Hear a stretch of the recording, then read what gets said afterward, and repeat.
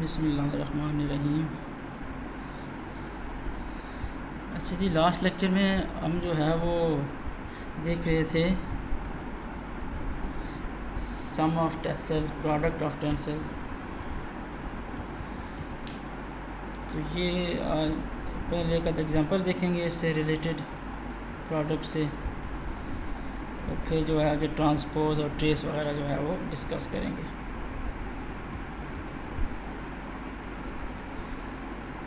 अच्छा जी, ये एग्जांपल है 5.1। तो इसमें इसके जो है वो इट हैज़ 5 पार्ट्स ABCDE। तो पार्ट ए में क्या कहता है कि let us consider R be a rotation matrix with rotation about x3 axis with an angle of 90 degree. तो हमने वो जो R रोटेशन फाइंड करना है, तो इसका रोटेशन मैट्रिक्स निकालना है कि उसकी फॉर्म क्या है रोटेशन मैट्रिक्स की। जब हमारे पास रोटेशन जो है वो अबाउट x3 एक्सिस हो और 90 डिग्री हो एंगल। तो सेकंड में यही कहता है, लेकिन सिर्फ कहता है अबाउट x1 एक्सिस हो रोटेशन। तो थर्ड, फोर्थ और फिफ्थ हैं वो फिर इसी पे जो है वो A B पे डिपेंड करेंगे। ये जो रोटेशन लिखी हुई है ना, ये आपने पिछली एक एग्जांपल पढ़ी है 2.3 2B 2.3, ये पेज नंबर 15 है। ये वही लिखी हुई है, यानी कि वहाँ पे लिखी हुई है rotation about x3 axis with an angle theta. तो सिंपली वहाँ थीटा की जगह पे जो है वो 90 आपने जो है वो रखना है। तो you will get this RE1, वो लिखा होगा RE1 equals to cos theta E1 plus sine theta E2। तीसरा जो है वो ज़ीरो है। इस तरह RE2 is equal to minus sine theta E1 plus cos theta E2। और जो RE3 है इट विल रिमेन E3, क्योंकि we are taking rotation about x3 axis. तो RE3 विल बी E3। तो इससे मैट्रिक्स ये सिंपल हम लिख लेते हैं, जो तरीका है। इससे जो पहली रो बन गई, पहला कॉलम बन गया 0 1 0, इससे पहली दूसरा कॉलम बन गया -1 0 0, इससे तीसरा 0 0 1। अब ये जो B पार्ट है इसमें आपने सिंपल क्या करना है, जहाँ पे x3 एक्सिस लिया है तो वहाँ पे क्या लेना है आपने x1 एक्सिस। तो x1 एक्सिस में ये अब यहाँ पे पहले में हम जो है वो मैट्रिक्स को R से लिख रहे थे, यहाँ पे S से लिख रहे हैं। तो SE1 is equal to SE1 is equal to E1, क्यों? क्योंकि we are taking rotation about x1 axis. इसी तरह जो E2 होगा हमारा, ये SE2 वो जो है उसमें वो आ जाएगा cosine of angle between E1 E2 dash साथ E1 plus cosine of angle between E2 E2 dash plus cosine of angle between E3 E2 dash और साथ E3। पहले जो है वो दो पार्ट्स ज़ीरो हो जाएंगे। तो जो तीसरा है वहाँ पे वो जो है वो साइन 90 होगा, तो वो आपको जो है वो क्या देगा 1 देगा। ये लिखनी है आप लोगों ने ताकि आपको पता चले कि SE2 जो है वो किसकी इक्वल आता है। वो बेसिकली जो है वो क्योंकि x1 एक्सिस से ले रहे हैं, तो जिसमें वो E1 इन्वॉल्व होगा वो तो डायरेक्टली ज़ीरो हो जाएगा E1 का किसी और के साथ, एंड E2 डैश के साथ या E3 डैश के साथ, वो आपको ज़ीरो दे देगा।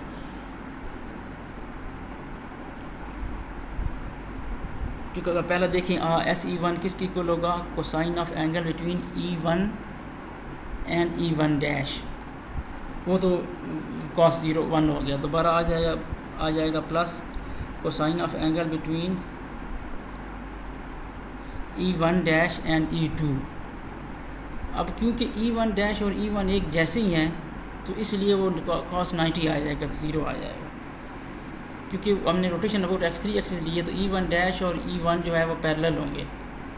तो जो एंगल होगा E2 और E1 डैश के दरमियान वही एंगल होगा E2 और E1, यानी कि जो एंगल होगा E2 और E1 के दरमियान वही एंगल होगा E2 और E1 डैश के दरमियान। तो उसकी वजह से cos 90 क्या हो जाएगा, 0 आ जाएगा। तो इसी तरह तीसरा भी 0 आ जाएगा।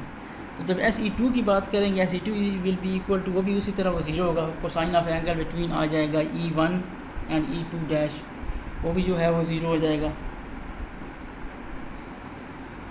तो इसी सेकंड आएगा वो cos थीटा आ जाएगा E2, तो वो भी 90, वो भी 0 हो जाएगा E2 और E2 और E2 डैश के दरमियान एंगल, क्योंकि हम वो 90 की रोटेशन हमारे पास 0 हो जाएगा। तीसरा आ जाएगा E3 और E2 की E3 और E2 डैश के दरमियान, तो वो साइन 90 आपको 1 दे देगा, तो E3 रह जाएगा। तो सिमिलरली ये SE3 इसी तरीके आएगा। इससे हम जो है ये मैट्रिक्स S लिख लेंगे।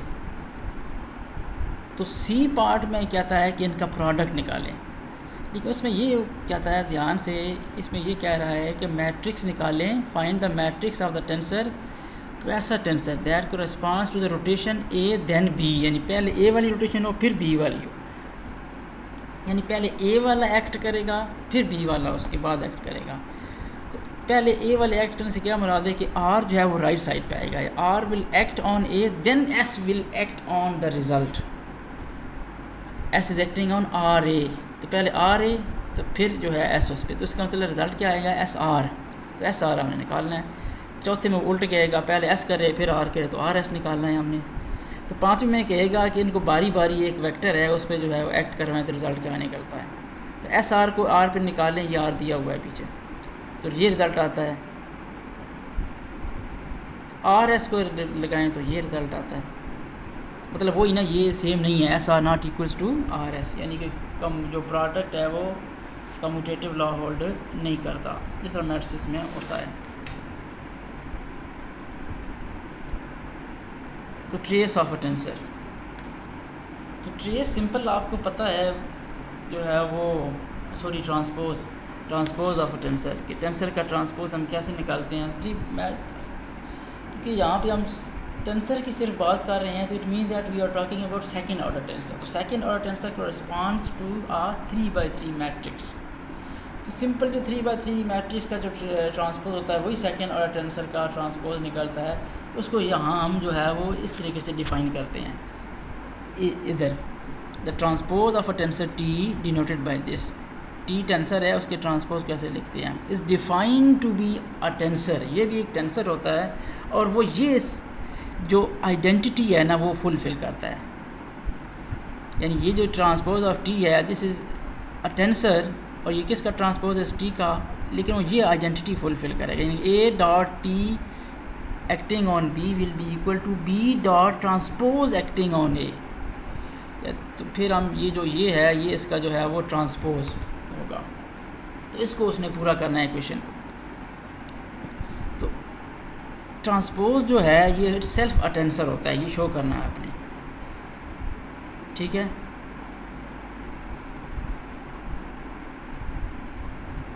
तो ये जो नीचे हुआ है इस ट्रांसपोज की जो है वो कंपोनेंट्स निकाले हुए हैं, तो हैं तो बिल्कुल स्ट्रेट फॉरवर्ड ही कंपोनेंट्स, जिस तरह आप निकालें वैसे, मतलब ट्रांसपोज के जिस तरह कंपोनेंट्स होते हैं वो उसमें कोई इतना मसला नहीं है। लेकिन ये जो है वो थोड़ा सा ये चीज़ यूज़ करके उन्होंने निकाला है कि इसको A की जगह AI कर दिया, B की जगह EJ कर दिया, और राइट साइड भी ऐसे ही किया। तो यहाँ पे वो डेफिनेशन यूज़ होगी जब कंपोनेंट्स हम लिखते हैं। ये TIJ बनता है, तो ये क्या बनता है, ट्रांसपोज JI, यानी ये 1 2 होगा, उसका जो है वो 2 1 होगा। यानी ट्रांसपोज का जो 2 1 कंपोनेंट है वो बेसिकली जो है वो 1 2 कंपोनेंट होगा। और ट्रांसपोज अगर 1 2 चाहिए तो इधर हमें 2 1 मिल जाएगा। तो ये इसकी मैट्रिक्स फॉर्म है। तो ये मैट्रिक्स फॉर्म क्या कहती है, matrix of the transpose of T is equal to the transpose of the matrix of T। यानी मैट्रिक्स का ट्रांसपोज निकाले तो वो बेसिकली मैट्रिक्स आ जाता है ट्रांसपोज का।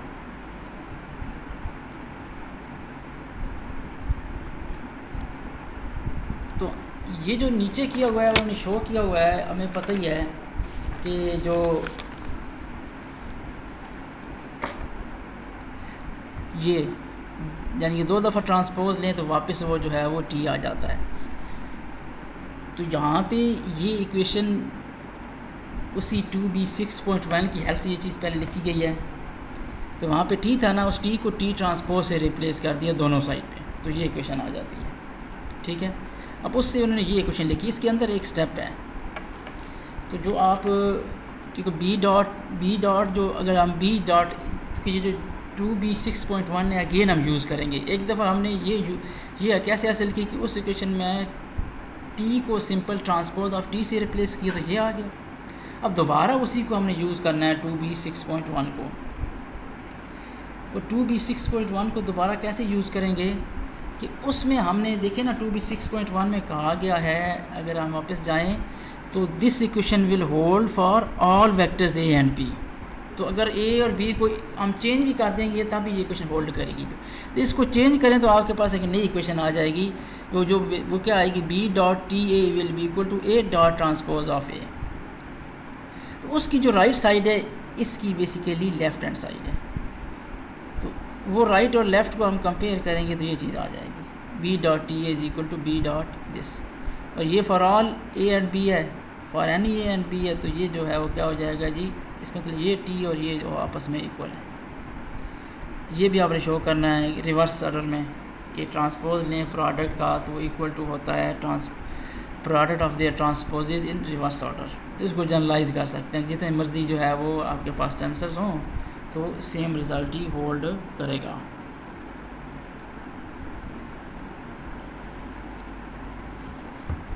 आगे ये ना dyadic product of two vectors, जिस तरह जो है वो डिस्कशन हुई है कि दो वेक्टर्स का डॉट प्रोडक्ट निकाल सकते हैं, दो वेक्टर का क्रॉस प्रोडक्ट निकाल सकते हैं। तो यहाँ पे दो वेक्टर्स का ना जी डायडिक प्रोडक्ट डिफाइन हुआ है।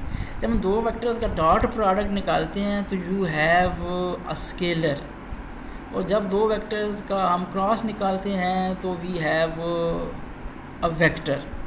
तो जब दो वेक्टर का डायडिक प्रोडक्ट लेंगे तो तब वो क्या कहता है जी, तब वो कहता है कि ये एक टेंसर बनता है डायडिक प्रोडक्ट, और उसको उसने जो है ना वो इन द फॉर्म ऑफ एक ट्रांसफॉर्मेशन डिफ़ाइन किया हुआ है। If we have two vectors A and B, उनके जो डायडिक प्रोडक्ट को हम डिनोट करते हैं ए बी से। अब ये बी ए भी हो सकता है, ए बी भी हो सकता है। तो उसको कैसे डिफ़ाइन किया जाता है, is define to be the transformation. ये जो डायडिक प्रोडक्ट है ये एक ट्रांसफॉर्मेशन है। ये क्या है, ट्रांसफॉर्मेशन है, जो क्या करेगी, किसी तीसरे वेक्टर सी पे एक्ट करेगी तो उसका रिज़ल्ट ये देगी। जिस तरह कोई ट्रांसफॉर्मेशन टी एक्ट करती है on vector B and we have a vector, sorry T is acting on vector A and we will get a vector B. तो similarly A B as a transformation will act on any vector C and it will give us A into B dot C. ये इसकी definition है कि ये as a transformation ऐसे जो है वो एक्ट करती है, किसी तीसरे वेक्टर को ऐसे ट्रांसफॉर्म करती है। ठीक है, तो इट सेल्फ ए बी जो है वो क्या है जी, एक क्या कहते हैं, लीनियर ट्रांसफॉर्मेशन है। तो फिर क्या कह देंगे, टेंसर है। इट सेल्फ ये क्या है, टेंसर है। ये इसने जहाँ पे शो किया हुआ है कि how it is a tensor, इसमें जो है उसने इसकी लिनियरिटी जो है वो फुलफ़िल करवाई हुई है। उसने इकट्ठी वो डेफिनेशन उसको ले ली, तीसरा हिस्सा उसका जो प्रॉपर्टी है दोनों को मिला के यहाँ पे उसने ये डेफिनेशन लगाई। यानी इस पूरे को वो सी कह रहा है, इस पूरे को alpha C plus beta D, C or D they are vectors, alpha C and beta D they will also be vectors, और उनका सम जो alpha C plus beta D will again be a vector. तो उस पे act कराएंगे तो ये result आएगा। यहाँ पे उसने जो है वो बी डॉट आप सिंपल कर सकते हैं, डॉट जो है वो बी डॉट अल्फ़ा सी, अल्फ़ा को बाहर लिख सकते हैं, उसमें कोई हर्ज नहीं है, इधर कर लिया। तो इससे जो है वो अगेन आपके पास ये आ गया रिज़ल्ट। अल्फ़ा है ना, तो ये अल्फ़ा आएगा, इधर आ गया तो ए इंटू बी डॉट सी वापस आपके पास ये बन जाता है। तो ये रिज़ल्ट आपके पास बन जाता है कि ये जो है वो लीनियर है, तो टेंसर है। ये नीचे इसके निकले हुए हैं कंपोनेंट्स, वही तरीका कंपोनेंट्स निकालने का। ये यहाँ पे इसकी डेफिनेशन लगाएगा ए इंटू बी डॉट करके, तो ये बी डॉट ई जे है वो बी जे बन जाएगा, और ई आई डॉट ए जो है वो ए आई बन जाएगा। तो डब्ल्यू आई जे जो है वो ए आई बी जे बन जाएगा।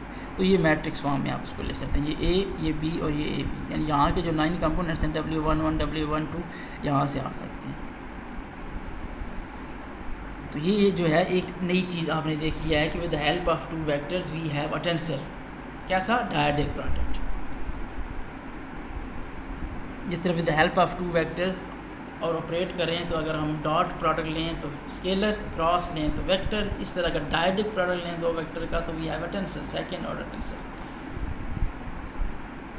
ये नीचे जो है ना ये स्पेसिफिकली किया हुआ है, डायडिक प्रोडक्ट जो है वो कैलकुलेट किए हुए हैं बेस वेक्टर्स ई आई के, जिसमें E1, E2, E3 आएंगे। तो E1 जैसे ये किया हुआ है, तो ये आता है E1 E2 करें तो E1 E3 करें, 3 हैं तो 3 3 इंटू 9, तो 9 कंपोनेंट्स आएंगे, 9 ये डायरेक्ट वेक्टर्स प्रोडक्ट्स आ जाएंगे।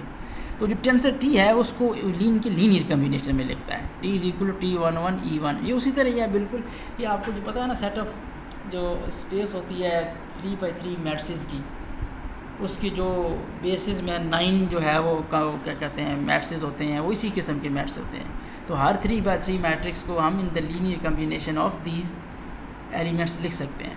तो उसी तरह ये लिखा है, क्योंकि टेंसर को हम कहते हैं ना 3x3 मैट्रिक्स है, तो उसी के लिहाज से ये चीज़ लिखी हुई है। इसको फिर कंबाइन करके ये बना दिया है TIJ EI और EJ। इसके जो है वो इंडिशियल नोटेशन में सम करके ये चीज़ आ जाती है। इसको ओपन करेंगे तो आपके पास ये चीज़ आएगी। तो ये लिखा है कि मुख्तलिफ नोटेशंस यूज़ होती हैं प्रोडक्ट के लिए, कभी ये भी चीज़ नोटेशन यूज़ हो जाती है। तो ये ट्रेस, अब ट्रेस जो है ना बिल्कुल वो आपको पता है, जैसा टेंसर पता है तो ट्रेस ही पता है कि simple some of diagonal elements होता है। तो ये इसने डिफ़ाइन किया हुआ है, देखें डॉट प्रोडक्ट की हेल्प से कि ट्रेस ऑफ AB, इसी जो हमने ऊपर पढ़ी है डायरेक्ट प्रोडक्ट्स में क्या सिंपल क्या होता है A डॉट B। तो A डॉट B वही होता है ना A1 B1 plus A2 B2 plus A3 B3, और वो इसके डायगोनल एलिमेंट्स हैं ये A1 B1 plus A2 B2 plus A3 B3। थोड़ा सा दूसरे तरीके से डिफ़ाइन किया हुआ है, मतलब वही निकल रहा है। तो यहाँ पे उसने कहा ये लीनियर है, trace is defined to be a linear operator, ठीक है। अब इसको ना सेकंड ट्रेस को शो कर देना कहीं टेंसर, अब ये नज़र आ रहा है ना ट्रेस जो है वो स्केलर नंबर होता है, वैसे कह दिया है कि ये एक लीनियर ऑपरेटर है, ये है लीनियर ऑपरेटर है, लेकिन वैसे ये ट्रेस जो है ये बात एक स्केलर नंबर आता है ना, स्केलर बोलते हैं उसको, सेकंड और टेंसर होता है ना ज़बरदस्ती शो कर देना कहीं। इस कारगिज़ ये लीनियर ऑपरेटर इस यहाँ से इस कारगिज़ ये मतलब नहीं है कि ये जो है वो सेकंड और टेंसर हो गया जी, ये जो है वो उस तरह की प्रॉपर्टी पूरी कर रहा है। ये वैसे उन्होंने बताया कि ये लीनियर ऑपरेटर है।